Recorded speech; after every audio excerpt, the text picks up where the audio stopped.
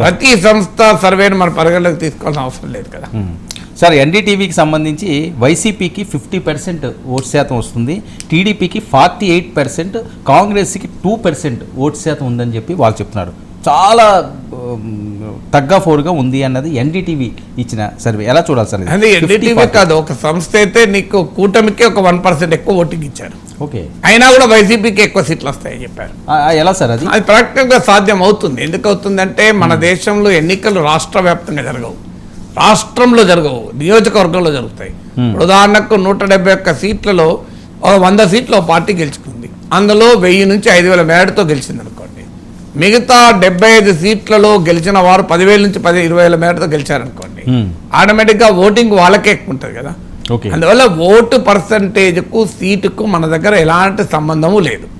మీకు 20% ఓటింగ్ వచ్చిన సమయంలో కూడా ఒక్క సీట్ రాని పార్టీలు ఉన్నాయి.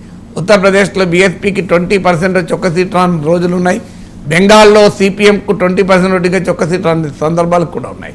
అందువల్ల మనది ఫస్ట్ పాస్ట్ పోస్ట్ సిస్టమ్ కనుక ఒక్కొక్క కాన్స్టిట్యున్సీ, ఇప్పుడు ఒక కాన్స్టిట్యున్సీలో 50 ఓట్లతో గెలవచ్చు, ఇంకో కాన్స్టిట్యున్సీలో 50,000 ఓట్లతో ఓడిపోవచ్చు. కానీ సీట్ అప్పుడు వీళ్ళకోటి వాళ్ళకోటి అవుతుంది, ఓట్లు మాత్రం 50,000 తేడా ఉంటుంది. సో అందువల్ల సీటుకు ఓటుకు మన దగ్గర సంబంధమే లేదు. మీకు ఒక ఉదాహరణ చెప్తాను. తెలంగాణ అసెంబ్లీ ఎన్నికల్లో 39% కాంగ్రెస్కి వచ్చినాయి, 64 సీట్లు వచ్చాయి. మీరు బీఆర్ఎస్కు 37%, 2% డిఫరెన్స్. కానీ సీట్లు ఎంత డిఫరెంట్? 39 వచ్చి 25 సీట్లు డిఫరెన్స్. 25 సీట్లు అంటే దాదాపు 20% డిఫరెన్స్ వచ్చింది. అంటే 2% ఓట్ చేంజ్ వస్తే 20% సీట్ చేంజ్ వచ్చింది. అది మన ఎన్నికల యొక్క వ్యవస్థ లక్షణం. ఇప్పుడు కేరళలో 1,00,000 ఓట్ల తేడాతో ప్రభుత్వాలు మారిపోతాయి. ఆ మాటకైతే 2014లో నాకు గుర్తున్నంత సబ్జెక్టు కరెక్షన్, టీడీపీ నాయకత్వంలో ఎన్డీఏ కూటమి 5 లక్షల ఓట్లే వైసీపీ కన్నా ఎక్కువ వచ్చినాయి. సో మొన్న 2019లో వైసీపీకి 151 సీట్లు వచ్చిన సమయంలో మాత్రం వైసీపీకి 35 లక్షల ఓట్లు ఎక్కువ వచ్చాయి. కానీ మొదట్లో అయితే 5 లక్షల ఓట్లే ఎక్కువ వచ్చినాయి 2014లో కూటమికి. అందువల్ల ఈవెన్ 1 or 2 lakh ఓట్లతో కూడా అటు ఇటు మారచ్చు అధికారం. సో అది కూడా ఒక పాసిబిలిటీ మనం కొట్టిపారలేము. సో అందువల్ల ఈ ఓటు పర్సంటేజ్కు సీటు కన్వర్షన్కు మన దగ్గర అంత సులభంగా అంచనాకు రాలేము. సార్, జాతీయ స్థాయి సంస్థల విషయానికి ఒకసారి చూస్తే టైమ్స్ నౌ వైఎస్ఆర్సీపీకి 14, తెలుగుదేశం పార్టీకి 11 ఇవ్వడం జరిగింది.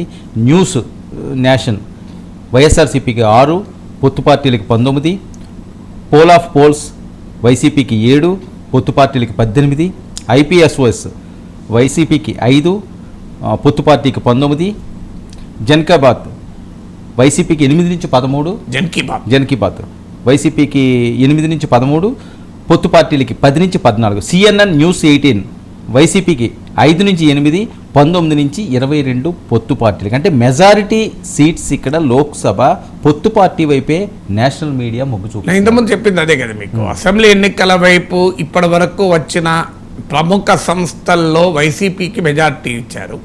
మెజారిటీ సంస్థలు, అన్ని సంస్థలు నేను లెక్కలేయలేదు, మెజారిటీ సంస్థలు, అందులో కూడా మేజర్ సంస్థలు. కానీ లోక్సభ ఎలక్షన్స్ వచ్చే వరకు ఈ సంస్థలు కూటమికి ఇచ్చాయి. అయితే ఇక్కడ గమనించాల్సింది, ఈ సంస్థలన్నీ అసెంబ్లీ డేటా ఇవ్వలేదు మనకు. నాకు తెలుసు, అవును, ఇవ్వలేదు. అసెంబ్లీ డేటా ఇవ్వలేదు గనక మనకు కూటమి అసెంబ్లీకి రాదు అని కంక్లూజన్ రావడానికి అదొక అడ్డంకి. ఎందుకంటే వాళ్ళు అసెంబ్లీ డేటా ఇవ్వలేదు. మీరు చదివిన దాంట్లో ఇప్పుడు పోల్ ఆఫ్ పోల్స్ అన్నారు. పోల్ ఆఫ్ పోల్స్ ఏంటంటే అది సంస్థ కాదు. సో వివిధ సర్వేల సగటు, ఇప్పుడు ఒక 8 సర్వేలు వచ్చాయనుకోండి, ఆ 8 ఎవరైతే తీస్తారు దాన్ని పోల్ ఆఫ్ పోల్స్ అంటారు. It's not a separate agency కాదు అది. సో పోల్ ఆఫ్ పోల్స్ లో కూడా మీకు వైసీపీకి 7 అన్నారు, కూటమికి 18 అన్నారు మీరు చదివిన దాంట్లో. సో మీకు టైమ్స్ నౌది చాలా కీలకం. టైమ్స్ నౌ వైసీపీకి 14 ఇచ్చినట్టుంది, కూటమికి 11, ఎన్డీఏకు 11. కానీ మీకు ఇదే YCP times now pre poll సర్వేలో మీకు 20 అబోవ్ ఇచ్చింది వైసీపీకి. మరి నాకు గుర్తున్నంత వరకు subject correction, India today C voter ఏమో కూటమికి ఇచ్చింది, టైమ్స్ నౌ ఏమో వైసీపీకి ఇచ్చింది పార్లమెంట్ సీట్లు కూడా. సో ఆ రెండు పరస్పర విరుద్ధం ఇచ్చింది ఇండియా టుడే టైమ్స్ నౌ. ఇప్పుడు టైమ్స్ నౌ కూడా మరి 20 నుంచి 14 తగ్గించింది. అంటే 6 సీట్లు తక్కువ ప్రిడిక్ట్ చేస్తుంది ఎగ్జిట్ పోల్కి వచ్చాను, ప్రీ పోల్కి ఎగ్జిట్ పోల్కు.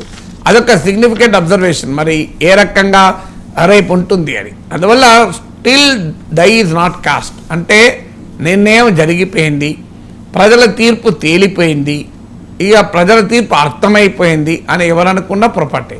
ఈ ఎగ్జిట్ పోల్ చూస్తే వైసీపీ ఆనందంగా నిద్రపోవచ్చు, జగన్మోహన్ రెడ్డి, చంద్రబాబు నాయుడు కూడా ఆనందంగా నిద్రపోవచ్చు. అదే సమయంలో జగన్మోహన్ రెడ్డి కూడా కాస్తంత ఎక్కడో కాన ఉలిక్కిపడచ్చు, చంద్రబాబు నాయుడు ఉలిక్కిపడచ్చు. అలా ఉన్న ఎగ్జిట్ పోల్స్.